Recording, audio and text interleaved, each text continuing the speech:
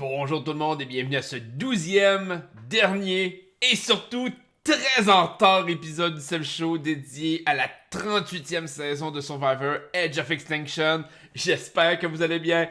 Avant de commencer, comme toujours, si vous voulez vous abonner à la chaîne, activer les notifications, m'ajouter sur Twitch, sur Facebook ou laisser vos commentaires, tout se trouve en dessous de vidéo. N'oubliez pas non plus de laisser vos commentaires sur les vidéos les plus récents, comme ça je suis capable d'en faire un meilleur suivi et de vous revenir le plus rapidement possible. Ça fait à peu près 6 mois que la saison 38 de Survivor est terminée et je n'avais jamais fait mon épisode final. J'en suis terriblement, terriblement désolé. J'ai... Premièrement, la saison s'est terminée dans mon rush au travail.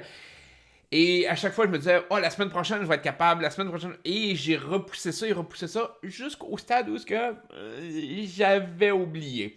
Et dans le fond, donc si vous écoutez cet épisode-ci, c'est pas par rapport à la nouvelle saison, la saison de 39 par rapport à l'île des idoles. C'est vraiment l'autre saison d'avant. Je vais filmer mon vidéo pour l'île des idoles tout de suite après celui-ci. Donc vous devriez le voir une journée ou deux après que j'ai mis en ligne celui-ci. Mais je voulais quand même rapper la saison 38 de Survivor. Je voulais donner mon feedback de fin. Et faire en sorte qu'on a fait toutes les vidéos comme il faut et qu'on a discuté de toute la saison au complet. Donc, même si je suis très en retard, j'espère que ça vous dérange pas trop et que vous me jugerez pas là-dessus. J'en suis vraiment désolé.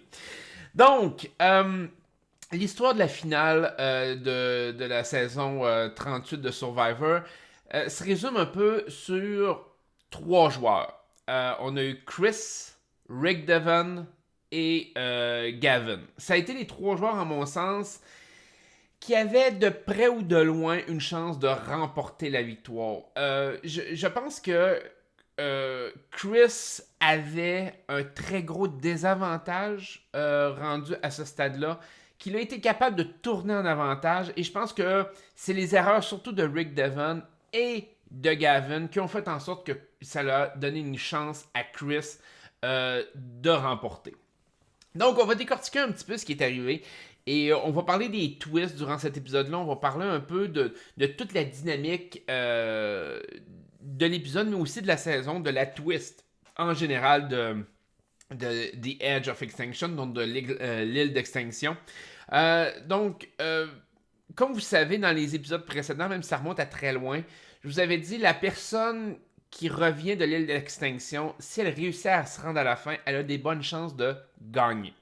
La raison derrière ça, c'est que pendant tout son périple, la personne qui était éliminée, qui revenait dans le jeu, avait réussi à avoir des liens directs avec tous les autres membres de l'île d'extinction. Donc, de fait du social pendant toute la durée du jeu. Et ce niveau social-là était pas nocif dans le sens qu'il n'y avait pas nécessairement de la grosse stratégie, il n'y avait pas nécessairement de manipulation, il n'y avait pas de grands conflits envers les autres joueurs parce que ultimement, il y avait juste une personne qui revenait. Donc, tu es capable de te dire, ben écoute, je peux être vrai envers tous ces gens-là parce que de toute façon, dans le pire des cas, c'est une de ceux-là qui vont revenir. Dans le meilleur des cas, c'est moi qui vais revenir. Mais ça peut pas être les deux. Et Chris, ayant été l'un des tout premiers, dans le fond, il a été le 3e membre de l'île d'extinction, était là depuis très, très, très longtemps. Et donc, a pu tisser des liens très solides avec tout le monde, a pu aider les autres, a pu faire son social de façon beaucoup plus intensive. L'autre raison derrière, au-delà du côté social, c'est que les joueurs ont vraiment souffert sur l'île d'extinction. Pour eux, ils ont eu l'impression qu'ils ont manqué de bouffe, les conditions étaient exécrables, c'était difficile en tant que tel. Ils ne pouvaient pas gagner de compétition, ils attendaient. Tout. Donc, tous les joueurs qui se sont retrouvés sur l'île d'extinction partaient avec un parti pris de dire ici, c'est beaucoup plus dur que dans le jeu. Et donc, nécessairement, quelqu'un qui revient et qui se rend à la fin va avoir un plus gros mérite à leurs yeux, à eux. Et c'est ça qui t'est tombé un peu une problématique dans la saison, c'est-à-dire, est-ce que tu veux avoir quelqu'un comme ça en finale qui a tissé ses liens, qui a souffert et qui peut potentiellement se défendre à ce niveau-là rendu en finale. Le point négatif qui pouvait se jouer contre un joueur qui revenait de l'île d'extinction, c'était le fait de dire la personne a déjà été éliminée. T'sais, la personne a eu sa chance, la personne a été éliminée, elle a beau être revenue dans le jeu, elle a déjà échoué dans le jeu. Mais évidemment, c'est une prise de position qui était difficile à avoir dans le contexte où ce que ton juré ont tous été des gens qui ont été éliminés et qui ont tous vécu cette dynamique-là exécrable. Donc, je dis pas que Chris partait avec un très très gros avantage, mais il partait avec un certain avantage arrivé de l'île d'extinction. Et là, ça c'est la part qui, à mon sens, faisait aucun sens rendu là. Et c'est le fait que Chris a eu, excusez, je l'ai échappé, a eu une idole parce qu'il est revenu dans le jeu. Et ça, en mon sens, à mes yeux, à moi, ça, c'était dégueulasse. Aussi tard dans le jeu, recevoir une idole gratuite, d'une certaine façon, t'as déjà eu la chance de revenir dans le jeu, d'avoir en plus une idole que tu peux jouer rendue dans les 6 derniers, c'est comme, man, tu deviens comme quasi overpower en mon sens. Ça te permet de presque te rendre dans les 4 derniers. Je veux dire, il reste juste un step, là. C'est extrêmement puissant. Rick Devon a eu une idole comme ça. En mon sens, c'était beaucoup moins forte dans le contexte que elle a été beaucoup plus tôt. Elle a été donnée beaucoup plus tôt. Je trouvais que c'était quand même un petit peu overpower, mais c'était moins pire que dans le cas de Chris. Ça, à mon sens, c'est un pouvoir que Chris n'aurait pas dû avoir. Et je pense que sans ce pouvoir-là, Rick Devon aurait été éliminé de toute façon, mais Chris aussi. Je pense. Ça serait à déterminer, mais je pense que les deux auraient été éliminés et qu'aucun d'entre eux aurait fait la finale, ce qui aurait été peut-être, en mon sens, plus satisfaisant, même si j'adorais Rick Devon. Une finale comme ça, qui aurait été jouée un peu plus fair, aurait pu être plus honnête. Parce que le problème de la finale de Survivor, c'est le côté honnête de la chose qui, en mon sens... Puis quand je parle d'honnêteté, c'est le respect du jeu. J'ai eu l'impression que cette saison-là n'a pas été respectueuse par rapport au jeu en tant que tel, par rapport à ce qui a été fait dans le jeu, par rapport aux joueurs en général. Ça a donné des rebondissements à certains moments, mais ça n'a pas fait un beau jeu. Et de ce côté-là, j'ai comme... j'ai ce problème moral-là par rapport à la twist de l'île d'extinction qui m'a dérangé pendant toute la saison, mais qui a pu donner des bons moments, mais pas assez pour que je dise ça valait la peine. T'sais, le côté négatif de ce twist-là valait la peine pour les côtés positifs que ça l'a emmené. Donc, là, on part avec le principe que Chris a eu, évidemment, son idole. Il a été capable de la jouer, évidemment. Rick a joué les siennes aussi. Là où ce que Chris s'est démarqué dans la finale, c'est le fait que Chris a pris des risques. Il a essayé de... mais d'un autre côté, puis c'est un peu l'élément que je veux emmener, c'est facile de prendre des risques quand quelque part, tu as déjà été éliminé. Je veux dire, le pire qui aurait pu y arriver, c'est comme, ben, tu te fais éliminer encore. Lui, à ses yeux, il partait bien en arrière. Donc, évidemment, il devait prendre ces risques-là pour se rendre à la fin. Et surtout pour remporter. Ce que les autres joueurs n'avaient pas nécessairement le sentiment de devoir prouver. Lui, il avait ce sentiment-là. Peut-être que ça... Dans son cas, lui, ça l'a très bien fonctionné. Mais je pense que dans un jeu normal, Chris aurait peut-être pas pris ce genre de risque-là. La preuve, au tout début, il jouait de façon très conservatrice. Donc, je me dis, sa présence sur l'île d'extinction a eu un impact sur comment il a joué par la suite. Ça peut être vu comme positif, le gars a appris peut-être de ses erreurs et tout, mais de l'autre côté, comme je vous dis, j'ai plus l'impression que le fait qu'il a déjà été éliminé, il n'y avait comme plus rien à perdre. Ce qui n'était pas nécessairement le cas, ce qui n'aurait pas été nécessairement le cas pour un joueur qui était bien établi dans le jeu. Puis on l'a vu aussi avec Rick Devon. Rick Devon, quand il est revenu de l'île d'extinction, a pris beaucoup plus de chances, a fait beaucoup plus de moves parce qu'à ses yeux, à lui aussi, il avait déjà eu sa chance qui avait échoué. Donc, il devait bien performer. Ça l'a donné un très bon show. Mais à mon sens, c'était désavantageux pour les autres joueurs qui, eux, jouaient vraiment leur première vie. Euh, donc, Chris a fait plusieurs moves. Je pense qu'évidemment, le move qui lui a donné 1 million de dollars, ça a été d'affronter Rick Devon sur le Fire Making Challenge, sur le fait de faire un feu pour éliminer Rick. Je pense que c'était brillant de sa part dans le sens que de se rendre en finale avec Rick, Rick gagnait unanimement, je pense. Ou en tout cas, à proprement dit, c'était proche de ça. Donc, ça donnait rien de, de laisser Rick se rendre en finale. Et d'un autre côté, est-ce que tu voulais permettre à un autre joueur de battre Rick? Comme exemple, Gavin. Si Gavin affronte Rick, ben malheureux, et que remporte, ben Gavin gagne 1 million de dollars aussi. Donc Chris était dans une situation un peu, ben écoute, peu importe comment que je l'analyse, c'est les autres qui vont gagner 1 million, c'est pas moi. Donc il a pris le chemin le plus risqué, c'est-à-dire, ben oui, je vais jouer ma quatrième position, je vais peut-être me faire éliminer quatrième, mais dans l'espoir de gagner 1 million. Tandis que s'il le risquait pas, ben inévitablement, il perdait.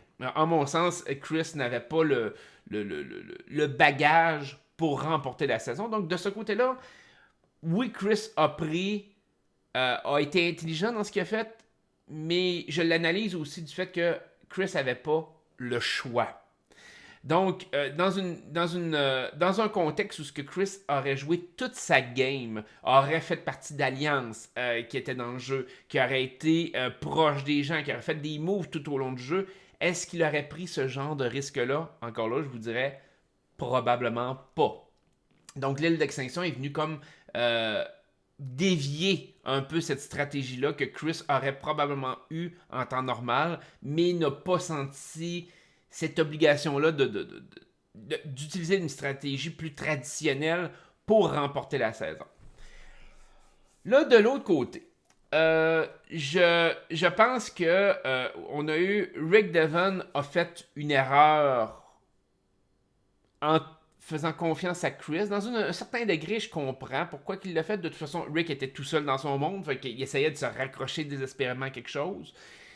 Mais d'essayer de sauver Chris aura été finalement sa perte. Je vous dis pas qu'il n'aurait pas perdu contre Gavin, entre autres, sur un challenge de feu, ou contre même Julie, ou peu importe. Mais il y aurait eu peut-être plus de chances à remporter des immunités. Il aurait peut-être été plus chanceux pour le feu. Et Rick, de faire confiance à Chris, qui pouvait être une menace physique, qui avait survécu quand même sur l'île d'extinction, en mon sens, était peut-être une erreur. Une erreur minime, calculable, mais c'était quand même une erreur. Rick a quand même bien joué, sauf pour la compétition sur le feu. Je pense que Rick, sinon, avait très bien géré et a fait un très bon show durant toute la saison. Peut-être pas la première moitié, mais la deuxième moitié de la saison. Je pense que Rick était partout. Il était un excellent joueur. Il voyait très bien les shots. Je lui ai reproché une fois qu'il n'avait pas été dans la bonne direction par rapport au vote. Mais sinon, Rick a été très intéressant en tant que joueur parce qu'il l'a fait et surtout par le matériel qu'il nous a donné en tant que téléspectateur. De ce côté-là, Rick a, moi, à mon sens, a le mérite de pouvoir revenir dans Survivor éventuellement, de refaire une autre saison de All-Star ou de peu importe, de seconde chance ou autre. La plus grosse erreur, je pense, en finale, ça a été celle de Gavin. Gavin, trop insécure d'aller contre Rick pour faire le feu, a joué de façon très conservatrice. Et c'est ce qui lui a coûté 1 million de dollars. Je pense que Gavin aurait dû assumer le fait d'aller contre Rick et d'avoir le killing blow de Rick sur ses mains, au lieu de laisser Chris le faire. Gavin aussi a très mal performé lors de son speech de fin, a été très brouillon, n'a pas été capable d'emmener ses points, parce que, qu'on le veuille ou non, Gavin, je vous dirais, c'était un joueur qui était pas terrible à écouter. Je veux dire, c'était pas un joueur intéressant. Là. C'était pas un joueur qu'on pouvait dire « Wow, man, j'ai hâte de voir ce que Gavin va faire. » Non, Gavin n'a pratiquement rien fait de la saison. Il était pas intéressant. Sauf que il a gagné des compétitions et il a réussi à se rendre jusqu'en finale sans avoir jamais aucun vote contre lui. Moi, à mon sens, c'est assez impressionnant en tant que joueur dans une saison de 20 joueurs. Dans une saison aussi que ta tribu s'est quasiment fait décimer au complet, que tu as eu des twists de l'enfer, tu as eu des idoles qui se sont jouées, tu as eu le retour de d'autres joueurs. Moi, à mon sens, Gavin avait beaucoup de crédit à prendre là-dedans. À dire, écoutez, j'ai jamais eu aucun vote contre moi. Chris ou peu importe qui d'autre autour de lui aurait pas pu dire ça. Pourtant, il a été une menace physique sur les compétitions, sur les immunités. Il était un joueur toujours de tête pour gagner des compétitions, pour gagner des rewards. Il n'a jamais été ciblé par personne. Donc, de vendre ta salade, de dire, écoutez, ma game sociale a été écœurante. J'ai joué une game sociale qui était complètement folle. Et à ce moment-là, je pense que c'était très logique de voter pour Gavin. Ce qui manquait au tableau de Gavin, c'est sa faiblesse par rapport à Rick Devon. Je pense que au moment où ce que Jeff Probst dit qu'il faut d'aller dans le fire, dans une compétition de feu contre Rick, je pense que Gavin aurait dû se lever et dire « Moi, je vais y aller ». Et là, à ce moment-là, Chris aurait pu l'empêcher et dire « Non, c'est moi qui y va. » Vu que c'est lui qui a l'immunité, il a le droit de faire ce qu'il veut, au fond. Mais si Gavin avait pris le lead de dire que c'est lui qui allait contre Rick, les gens auraient vu en lui quelqu'un de confiant, quelqu'un qui n'a pas peur, quelqu'un qui a de la drive. Et même si Chris avait éliminé Rick, ça leur a enlevé un certain crédit à Chris. Parce qu'au final, rendu au Tribal Council de fin, Gavin aurait pu vendre le fait de dire « J'avais pas peur d'aller contre Rick. Chris a décidé d'y aller, mais moi je serais allé puis j'aurais battu Rick de toute façon. » Et moi, contrairement à Chris, là tu déboules tous les arguments de dire « J'ai pas eu besoin d'une immunité donnée à mon retour de l'île d'extinction parce que je suis jamais allé. J'ai jamais reçu aucun vote d'aucun d'entre vous. J'ai pas eu aucun vote depuis le tout début de la game. Alors qu'il y a eu des twists, il y a eu ci, il y a eu ça. Mon jeu social est écœurant. Tout le monde m'aime ici. Tout le monde m'adore. Les gens me respectent. Tout. Et je pense que Gavin pouvait gagner la saison comme ça. Mais Gavin l'a échappé complètement par rapport à Rick. La peur d'aller contre Rick et de perdre en 4e position a été plus forte que l'image que Chris a été capable d'avoir de dire ben si Rick se rend en fin, de toute façon, je perds. Et Gavin a probablement dû se jouer de la façon qu'il a joué parce qu'il devait se dire Chris n'aura pas assez d'arguments pour me battre avec ce que j'ai fait dans le jeu. Le problème, c'est que Gavin s'est très mal vendu en finale et ça l'a causé sa perte. C'est dommage parce que Chris est un gagnant qu'on n'a pas vu. Je veux dire, on l'a vu 5 minutes dans quasiment toute la saison, là, excluant la finale. La finale il a été très présent, mais excluant la finale, on l'a pas vu. Ça me rappelle dans les premiers gagnants, pas nécessairement saison 1, saison 2, saison 3, mais peut-être comme Vecepia dans la saison 4, qu'on n'a jamais vu, mais qui s'est rendu à la fin, puis qui a gagné par le fait que l'autre était pire qu'elle, à peu près, ça ressemblait à ça. Chris a eu comme ce feeling-là de faire comme, mais t'es qui, toi?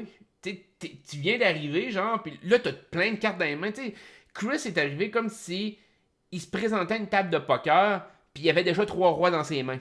Il y avait une immunité, il y avait l'appréciation des gens de l'île d'extinction, puis il n'y avait rien à perdre. Tu sais, c'est comme, j'y vais all-in. Et c'est comme... c'était difficile de concevoir. Puis oui, Chris, logiquement, aurait pu se faire éliminer. Mais dans un contexte où ce que Rick Devon était dans une situation similaire à lui, ben c'était comme deux personnes déjà qui faisaient partie des 6 derniers, qui étaient dans une situation similaire, avec des idoles dans leur poche, avec des twists, des affaires. Et ils ont été capables de faire le chemin, le bonhomme de chemin jusqu'à la fin. Mais Chris a eu un avantage que les autres joueurs n'avaient pas. Et de voir ce gars-là gagner Survivor, ça l'a amené un certain discrédit par rapport à la saison complète, mais surtout au concept de Survivor. C'est-à-dire, quand tu es éliminé, tu pars. Et c'est pour ça qu'à un moment donné, j'ai discuté de la seule twist que moi je considère qui pourrait valoir la peine dans l'histoire de Survivor. C'était un mix de ce qui est arrivé dans la saison 7, donc quand il y avait eu la tribu des Outcasts. À mon sens, c'est une twist qui peut être jouable, qui peut être intéressante, dans le sens de dire, au tout début, vous faites éliminer, mettons, 6 joueurs. 6 joueurs, il y a 18 joueurs dans le jeu, vous faites éliminer 6 joueurs, vous avez encore 2 tribus de 6 qui restent, par exemple, il reste 12 joueurs dans le jeu, 2 tribus de 6, tu fais des swamps ou peu importe pour équilibrer le tout. Et tu prends tes 6 premiers joueurs qui ont été éliminés et tu formes une 3e tribu avec. Et tu repars la game à 0. C'est genre, vous avez été éliminé, mais vous pouvez revenir de l'arrière et là, comment je pourrais dire ça donc, à réaffronter les gens qui vous ont éliminé par le passé et peut-être revenir. Fait que c'est comme si tu recommençais le jeu à 0 à ce moment-là. Ce que je considère être une idée plus potable que ce qui a été fait dans l'île d'extinction, parce que là, la personne arrive à toute fin, elle n'a rien fait de la saison, elle n'a pas eu le poids sur ses épaules d'être éliminée parce qu'elle a déjà été éliminée, elle n'a pas de pression parce que même si elle se fait éliminer par la suite, c'est comme, ben, coudonc, j'avais déjà perdu, fait que je m'en fous. Elle n'a rien à perdre. En plus, elle a des pouvoirs supplémentaires. C'est comme, ah, man, c'est pour ça que la finale de l'île d'extinction, de The Edge of Extinction, a été très décevante en mon sens. La saison avait été décevante. Il y avait eu quand même des super beaux moments. Rick Devon avait été super bon. Mais la finale a été ultra décevante avec ce qui est arrivé. Fait que j'aurais aimé, malgré que j'aimais pas le joueur en tant que tel, le joueur me laissait indifférent, mais au moins si Gavin avait gagné, j'aurais trouvé ça logique. Que Chris gagne, je trouve ça vraiment décevant par rapport aux règles traditionnelles de Survivor. Je vais finir cette vidéo aussi avec, on avait eu notre ami Tristan Nadon, qui nous avait écrit, il me posait dans le fond 2 questions par rapport à Survivor. Je vais vous les lire. La première, c'était parmi le Final Tree, donc les 3 derniers, pour qui aurais-tu voté si tu avais fait partie du jury? Puis lui, il dit justement qu'il aurait voté pour Gavin. J'aurais voté aussi pour Gavin. Juste le fait que il a toujours été présent, il a jamais eu de vote contre lui. Il a toujours été capable quand même de faire une bonne game sociale, pas trop intense, juste bien dosé. C'est juste qu'il s'est très mal vendu à la fin et que Chris avait réussi à battre Rick Devon. Moi, à mon sens, c'est la seule c'est l'élément qui a joué au final. Il aurait pu très bien arriver puis dire, puis tu le dis d'ailleurs, mon cher Tristan, qu'il avait utilisé Victoria comme bouclier tout le long de la saison. Je suis d'accord. Il avait utilisé beaucoup de joueurs pour se protéger. Il se cachait beaucoup derrière les joueurs, mais il le faisait de façon très intelligente et très stratégique. Je pense que Gavin a perdu la saison de façon illégitime. Je dirais pas que ça ressemble à... Je vais revenir avec la saison 3, la saison 4. Je vous en reparlerai peut-être dans une autre vidéo, mais je pourrais dire l'aspect exécrable de la saison 3 et de la saison 4 pour les finales respectives de ces 2 saisons-là, que finalement la production l'a échappé dans les 2 saisons. Je dirais pas que c'est à ce point-là, mais je vous dirais que c'était mal pensé. En mon sens, la production a dû se dire, c'est une twist qui peut être intéressante, The Edge of Extinction, mais ils n'ont peut-être pas considéré que le joueur qui allait revenir à la fin allait vraiment remporter la victoire. Je pense que c'était une twist qui était pas pensée dans ce sens-là. Mais ça a démontré que justement les joueurs étaient prêts à voter pour quelqu'un comme ça. Et c'est peut-être dangereux pour l'avenir de Survivor. Il faut pas que ça se reproduise, mettons. À mon sens. Je le sais que pour la saison 40, il semble qu'il y a une twist d'île d'extinction encore une fois. Et vu le concept de la saison 40, je vous dirais, ça va peut-être mieux passer. Peut-être. J'ai hâte de voir. Mais en tout cas, ça reste à déterminer. Ça va être le temps qui va nous le dire. Et ensuite de ça, Tristan nous a dit bon, as-tu appliqué pour participer à Survivor depuis que les candidats canadiens ont été acceptés? As-tu des conseils pour les gens qui veulent s'inscrire à leur tour? Bon, premièrement, vous le voyez maintenant, qu'on est. La saison 39 a commencé. Il n'y a pas eu vraiment de candidats canadiens qui ont été pris. Il y en a un. Il n'est pas vraiment canadien, on s'entend. Avec son bagage qu'il a vécu quasiment une bonne partie de sa vie aux États-Unis et tout, c'est comme, ouais, ok, il est canadien, mais c'est tout. L'intention était, je pense, au départ, pas de faire une saison, ce que les gens supposaient de faire une saison canadien contre américain. Je pense que c'était pas dans les plans à court terme pour le show de Survivor. Évidemment, la saison 40 ne sera pas non plus une saison où il va y avoir des Canadiens parce que c'est une saison All-Star. Fait que on va en reparler dans une autre vidéo, mais c'est une saison où il n'y aura pas de nouveaux candidats. Là. Oubliez ça. Donc, de ce concept-là, je pense pas que la recherche était si intensive par la production pour essayer d'avoir des Canadiens.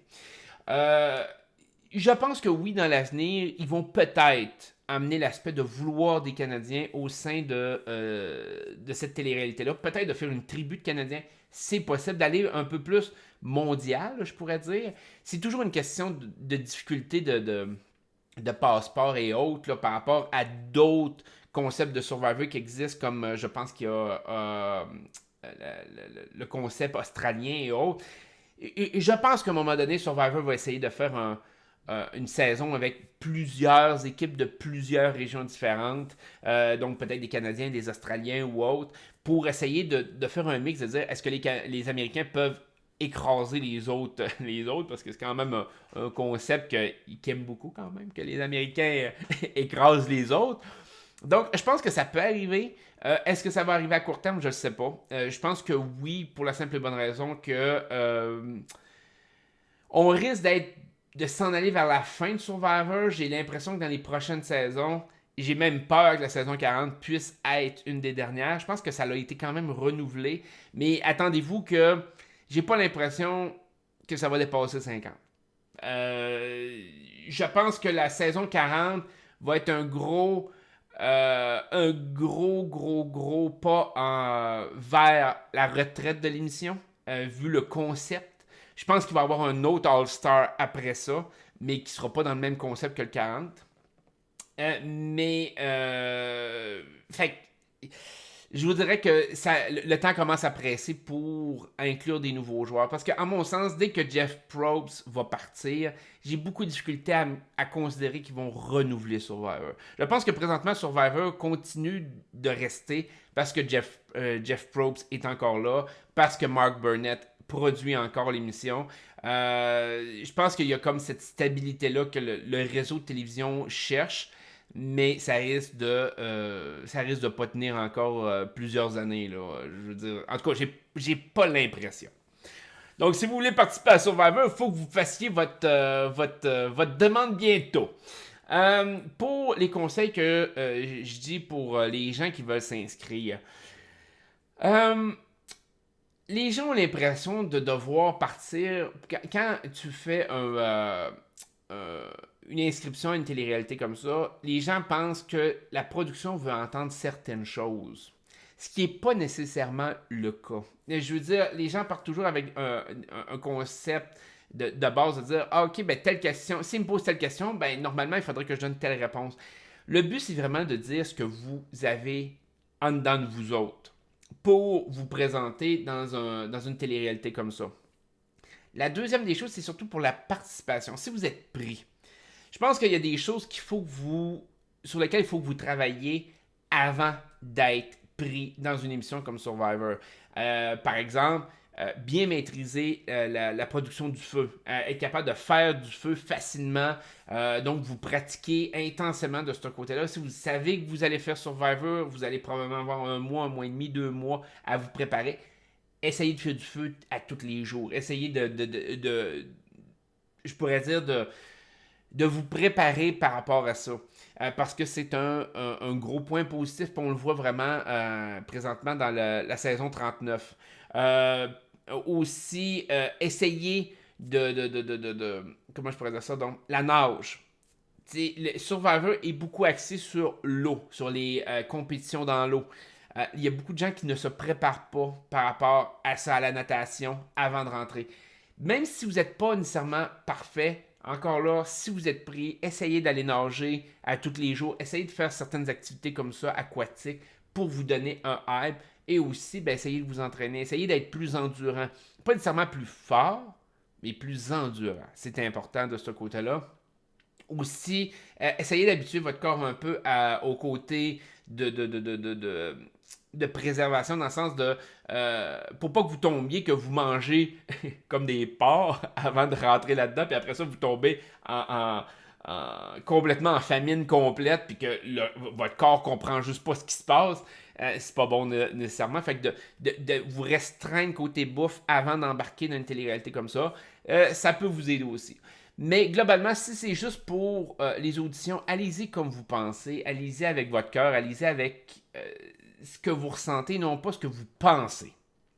Parce que si vous commencez à analyser ce qu'eux peuvent rechercher, vous allez vous planter. Parce que malheureusement, c'est pas ça qu'ils recherchent. Ils vont essayer de chercher le côté authentique des joueurs. Puis le meilleur exemple, c'est ma présence à Love Story 4. Puis même quand j'avais fait les auditions à Love Story 3, j'avais dit de la merde quasiment tout le long de mes entrevues. Il y avait un paquet d'affaires qui étaient complètement... qui faisaient...